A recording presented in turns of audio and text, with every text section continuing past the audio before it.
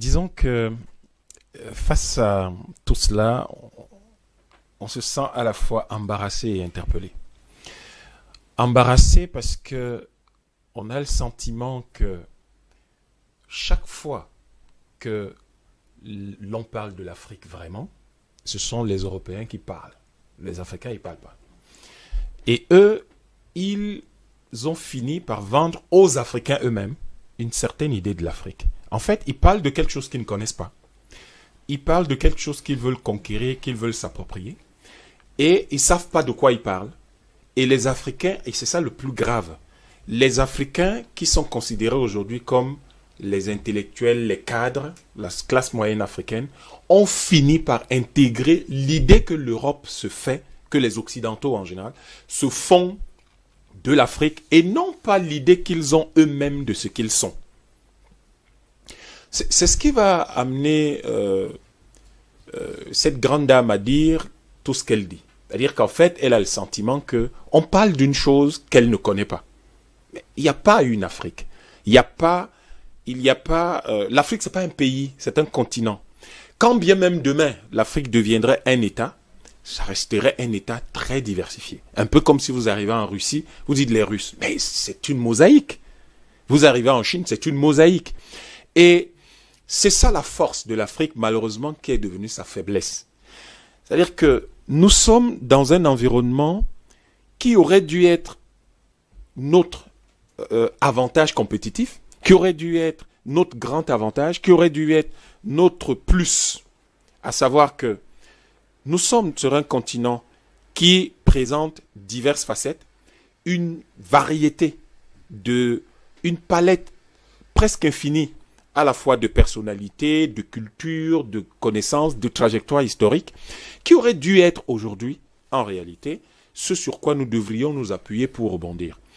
Le problème avec les Européens, c'est que l'Afrique est comme le mauvaise image en psychologie, c'est-à-dire en réalité quelque chose qui joue comme un révélateur pour vous prouver tous les mauvais, pour vous présenter tous les mauvais côtés qui sont les vôtres et finalement toutes vos faiblesses. Mais pourquoi est-ce qu'on a peur de la population africaine? Je vais vous dire pourquoi ils ont peur de la population africaine. Ils ont peur de la population africaine parce que la forte natalité en Europe au XVIIe, XVIIIe et XIXe siècle, c'est ça qui a permis à l'Europe de conquérir le monde. Parce que quand on dit Europe aujourd'hui, dans le sens strictement scientifique et qui resterait démographique, mais l'Europe c'est aussi l'Australie, c'est l'Océanie, c'est l'Afrique du Sud, c'est toute cette ceinture australe, c'est l'Amérique du Nord, toute l'Amérique d'ailleurs, c'est toute l'Amérique, c'est ça l'Europe, parce que c'est le peuplement européen. Mais il fallait une forte natalité pour ça. Vous ne pouvez pas peupler le monde entier si vous faites 1 ou 2 enfants. Et c'est ça qu'on a réussi à vendre, en fait, aux Africains. Pourquoi chaque fois que je viens sur vos plateaux, je vous parle de nos femmes comme étant l'une des clés majeures de la résolution des problèmes de l'Afrique? Nos femmes veulent faire 1 ou 2 enfants. Elles ne font pas souvent attention au fait que nous sommes sur 30 millions de kilomètres carrés, nous sommes sur l'un des continents les plus riches. Et tout au moins, nous sommes sur le continent qui, aujourd'hui, présente les meilleures possibilités de développement. Parce que vous avez, pour le moment, 1,3 milliard de consommateurs qui ne produisent presque rien. De toute façon, l'Afrique produit moins de 5% de ses propres besoins en produits finis. Donc, nous sommes 1,3 milliard de consommateurs inactifs, passifs, qui importent, qui consomment, qui jettent.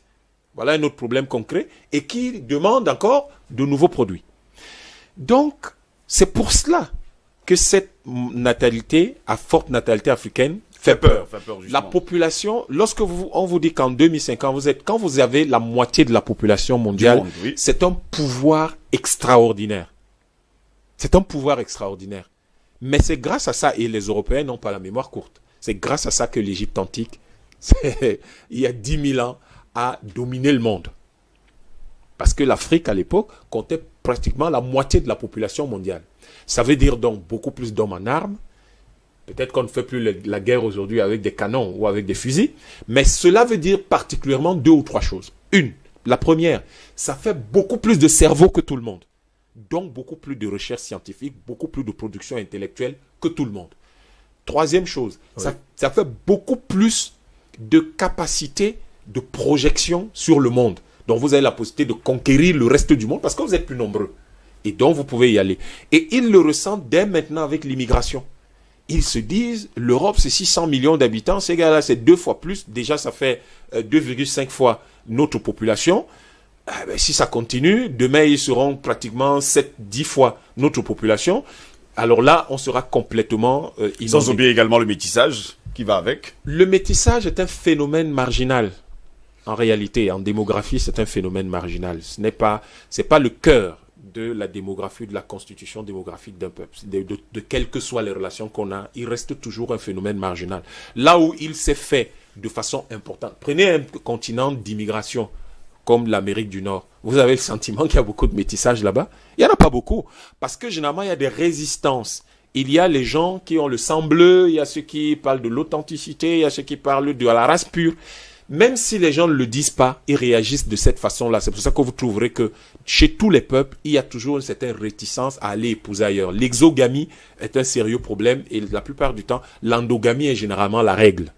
Donc, vous avez comme troisième élément essentiel qui fait peur à ces gens-là, c'est que lorsque vous avez le maximum de cerveau, vous avez plus de cerveau que tous les autres, parce que ne l'oubliez pas, la Chine bat l'Occident aujourd'hui parce que, par exemple, la Chine et l'Inde, la Chine à elle seule produit plus d'ingénieurs que tout l'Occident réuni. C'est la même chose avec l'Inde. C'est pour ça que ces pays font problème pour eux.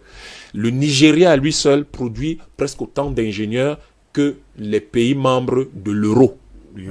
Non, pas de l'Union européenne, l'euro. Oui. Quand on prenait l'euro. L'eurozone. Le Nigeria produit pratiquement presque autant de médecins ou d'ingénieurs. Donc, les pays comme ça font peur. Et donc, quand vous avez la capacité de produire autant, une telle capacité de production intellectuelle, en réalité, vous finirez par imposer votre vision du monde aux autres. C'est ce que l'Occident a fait au cours des 3 derniers siècles. Donc, eux, ils savent que ils vont... Mais la conséquence, nous sommes en train de parler en français, là. Est-ce que vous et moi, nous sommes français? Non, du tout. C'est de ça dont l'Occident a le plus peur. Quand vous imposez votre vision du monde aux autres, vous qu'est-ce que vous faites? Vous les privez. Que vous le vouliez, parce que c'est un phénomène historique mécanique. Vous allez les priver de leurs repères culturels, vous allez les priver de leurs repères spirituels, ils vont adopter votre vision du monde, et donc ils vont devenir purement et simplement des colonisés. Et ils savent que c'est ce que l'Afrique subit aujourd'hui. Donc ils se disent, ça ne prendra pas 4 siècles d'esclavage, 1 siècle de colonisation. 2035, c'est demain. Donc ça prendra 30 ans. En une génération, l'Afrique risque de dominer le monde. Parce que, croyez-moi, ce qui fait le plus peur à ces gens, ce n'est pas tant aujourd'hui le fait que demain ils vivront dans un monde dominé par les Africains. Ça peut apporter le bonheur aux gens, les Africains sont hospitaliers, etc. Ce qui fait le plus peur, c'est le retour de bâton. Ces gens-là, nous les avons tués en masse, nous les avons massacrés. Messieurs, mon village a été bombardé au napalm. Nous avons, et il n'est pas le seul, nous avons massacré ces gens-là, des dizaines de millions de morts en RDC, en un seul jour, 5000 morts à Douala. Pour des gens qui venaient de libérer la France, 5000 morts à Douala, sans compter les massacres de Tiaroy un peu partout. Ces gars se disent, la jeune génération que nous avons fini par mouler comme nous, si elle se met à penser comme nous, que nous arrivera-t-il? Ces gars vont purement et simplement brûler et ravager l'Europe. Voilà ce dont ils ont peur. Et vous voyez aux États-Unis où maintenant la population noire atteint déjà 25% de la population. Ils ont peur. Mais enfin, espérons tout simplement que nos valeurs à nous conduiront notre hégémonie sur le monde. Il est inévitable.